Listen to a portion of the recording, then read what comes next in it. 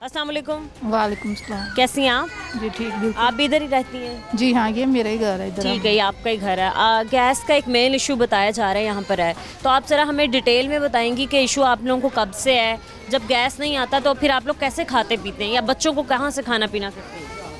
Gas का ये issue तो काफ़ी अरसे से है, तकरीबन 2 से 2.5 साल हो गए हैं। और जब नहीं होती तो अब जो है टाइम है ना, इस टाइम तो यहाँ सिलेंडर हो रहा है, तो यहाँ हमें ना आग जलानी पड़ रही है। अच्छा, ये लकड़ियाँ वगैरह? जी, ख़ास तौर पे जब सुबह बच्चों ने स्कूल वगैरह जाना होता है ना, तो तब तो ज़्यादा बहुत प्रॉब्लम बिल्कुल नहीं आती? बिल्कुल नहीं आती। किस घंटे गैस आ रहा होता है कि आप सुकून से खाना वगैरह बना के पहले ही रख लें?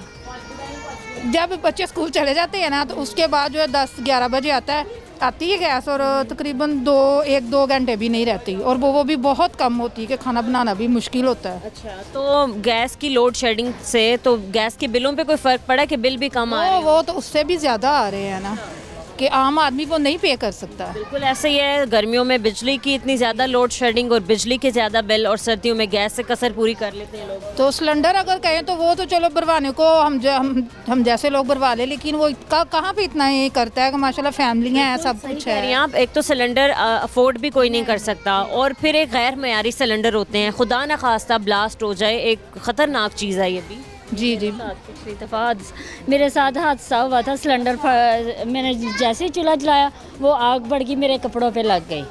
तो आप ठीक रही? हाँ ठीक रही, लेकिन मेरे कपड़े जल गए और मैं जल्दी जल्दी पानी ऊपर डाल लिया, तो इसलिए मेरे फिर सिलेंडर के साथ ही? सिलेंडर के साथ हुआ था मेरे साथ। यही है ना कि गैर मयारी सिलेंडर देते हैं जिनकी मुद्दत नहीं लिखी होती कि कब तक है, ओगरा से पास नहीं होते वो सिलेंडर। तो आप बताएं क्या मुश्किलात फेस करनी पड़ती हैं, बच्चों को कहाँ से खिलाती हैं? वो सारे अब तो है ना जो है, लेकिन जब रमज़ान आते हैं ना, तो फिर तो ज़्यादा तंगी होती है। पिछले साल तो रमज़ान में भी गैस नहीं आया। जाती रही है। सुबह सहरी टाइम, अफ्तारी टाइम, यही हाल है।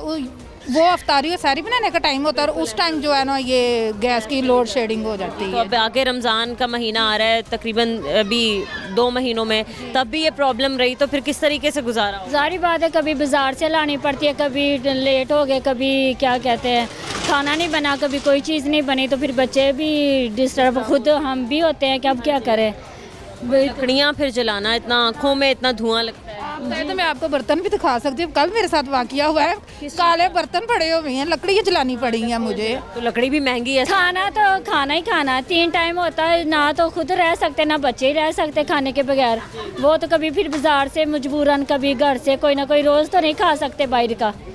तो सर्दी है, ठंड है हर जगह, कमरा गर्म करने के लिए अंगीठी वगैरह भी चला लेते हैं, बट अब गैस बिल्कुल ही नहीं है। तो नहीं, जारी बात है, फिर खाने का प्रॉब्लम होता है, सुबह नाश्ता, दोपहर को, शाम को, तो फिर जारी बात रोज़ तो नहीं ना आ सकता भाई। तो ऐसा हुआ है कि आप लोग गए हो कहीं कंप्लेन करने, या फिर कोई चेक करने भी आया हो यहाँ पर? वो तो हर दफ़ा होता है, जब ज़्यादा लोग करते हैं तो आते हैं, फिर वही हाल होता है। तो चेक करके वजह बताते हैं आपको, वजह क्या है, क्यों नहीं गैस आ रहा? ये अब हम लोग तो इतना बाहर निकलते नहीं है, हमारे मर्द हजरात जो वो निकलते हैं, यही है कि जी पीछे से लोड शेडिंग है, काम है, ये है, इस तरह का ही मसला जो इशू बताते हैं। सही है, ठीक है। तो क्या मुतालबा करती हैं आप गवर्नमेंट से या फिर मुतल्लिका इदारों से कि भाई इस इलाके में एक मेन इशू है 2-2.5 सालों से, और एक ये बड़ा मसला है, गैस कोई छोटी मोटी चीज़ नहीं है, खाना बनता है, 3 टाइम खाना होता है बच्चों को। गैस का ही है कि ये जब इन लोगों ने वोट वगैरह लेने होते हैं तब तो ये आ जाते हैं, लेकिन अब ये गैस का मसला कोई भी नहीं है। वोट लेके गायब हो जाते हैं, ईद का चांद बन जाता है। हाँ जी।